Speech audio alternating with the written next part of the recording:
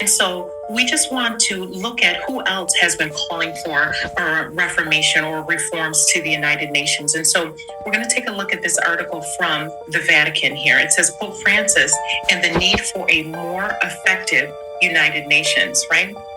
And so in this article, it says Pope Francis is calling for a reform to the UN to give concreteness to the concept of a family of nations. This, again, he's calling for a global order, right? It says, for the Pope, such a reform is necessary so that the concept of family of nations can acquire real teeth. And so it's unbelievable, but what we're seeing here essentially is that the Pope is saying that the UN needs to have real teeth. And, somewhere in my notes here, I mentioned the fact that the UN has also mentioned the same points where we need to have real teeth. And so we can see that it's the Pope that's behind the scenes that's actually pulling the strings in order for us to have real teeth.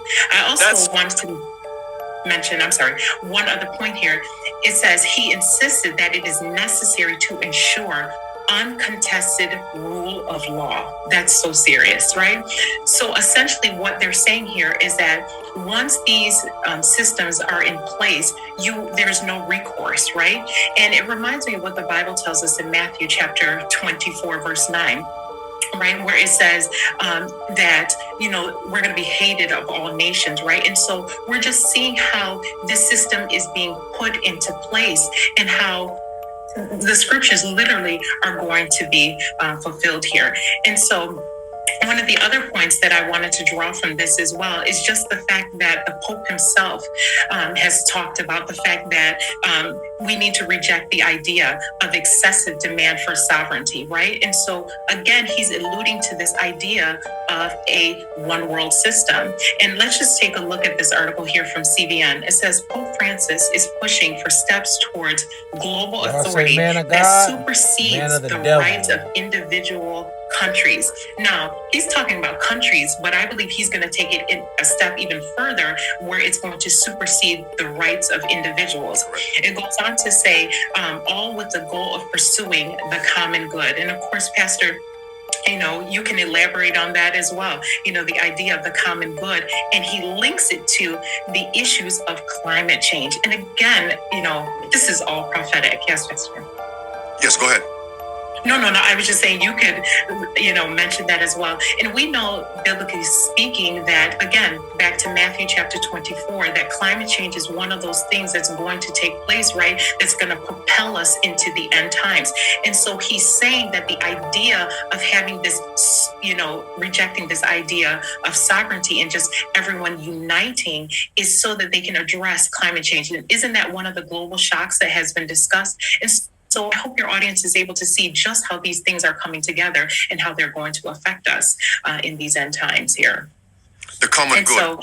And if we go back to where the UN is actually not stating but echoing the words of the Pope, it actually says here, headline, UN Secretary General calls for global governance with teeth. Same thing the Pope said. We know the Pope is behind this.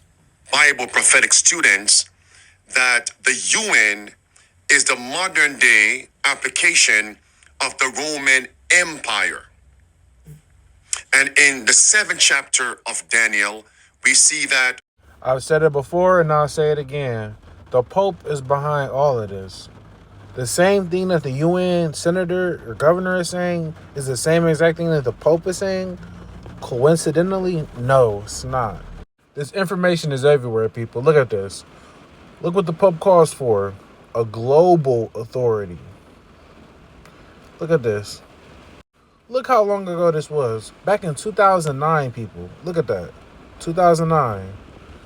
Pope Benedict called on Tuesday for a world political authority to manage the global economy and for more government regulation of national economies to pull the world out of current crisis and avoid a repeat. Isn't the same Pope calling for the same thing? What does this say, people? Look at that. Look at the date. Look what the Pope is doing. Pope backs plan for world government. Sees it as a means to establish peace. Look what this Pope Our very own Pope of this age. What is he calling for? What is he saying? Pope to World Government Summit. There is no development without solidarity. Solidarity is unity. So what is he saying? There is no development without unity. Agreement. Agreement upon what? A world government. Pope calls for world leaders to end divisions to fight climate change. So if we're not divided, we must be unified, right? Okay. Now look here. TikTok, if you ban me for this video, it's clearly because you don't want the truth to be spread. And like I said, I am not telling people, so you have to side with me. You have to believe what I'm telling you. All I'm doing is showing you what Carol Glatz posted upon this matter. And what is truth. And what he said out of his own lips. Because he called for it. I didn't say this. She didn't say this. She just simply wrote about it. I'm simply talking about it. And like I said before, if you take the video down, TikTok, it is simply because there is something that you don't want out there that people know. Or somebody else is in those shoes and don't want someone to know. And they just telling you guys to, cut all that stuff out. Like I told y'all before, I'm really tired of TikTok, doing me like that. I usually like posting information like this because this is present truth. But usually I end up getting striked, banned, or whatever the situation may be because of it. Like I said, I usually don't be posting like debunking videos like that anymore. I'm usually talking about occultism, Freemasonry, and present truth. And I'm going to try to get back onto that.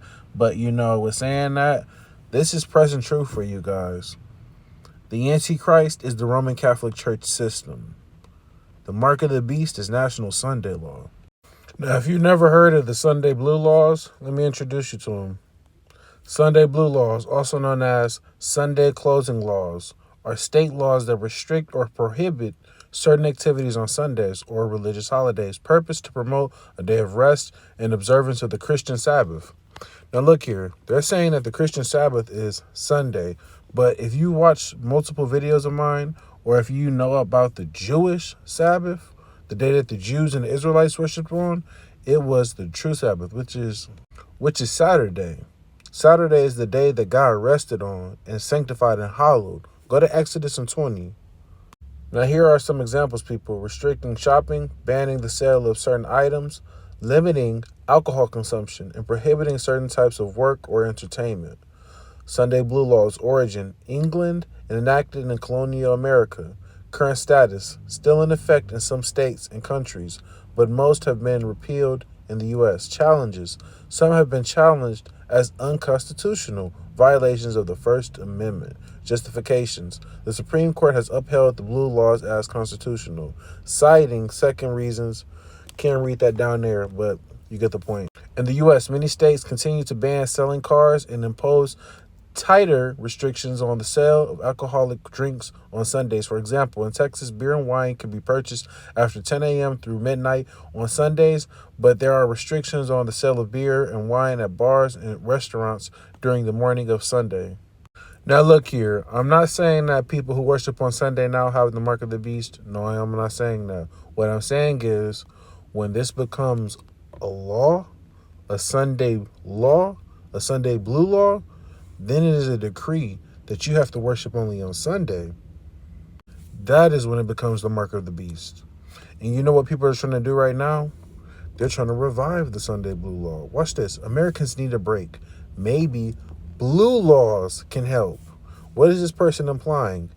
That Sunday rest and observing the supposed true day of the rest, and that resting on the supposed Christian Sabbath will basically help people get that rejuvenation that they need.